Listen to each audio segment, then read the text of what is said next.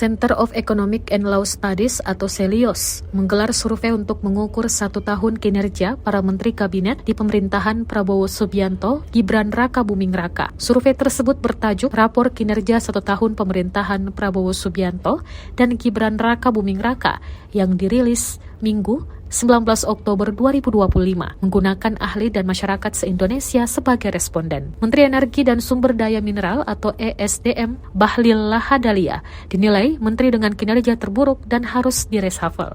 Bahlil mendapat skor minus 151 dari para ahli dan minus 1.320 dari masyarakat umum. Survei CELIOS ini juga mengungkapkan bahwa rata-rata penilaian publik terhadap pemerintahan Prabowo Gibran hanya 3 dari skala 10. CELIOS menyebut hasil ini sebagai sinyal bahwa masyarakat butuh perubahan nyata, bukan pencitraan.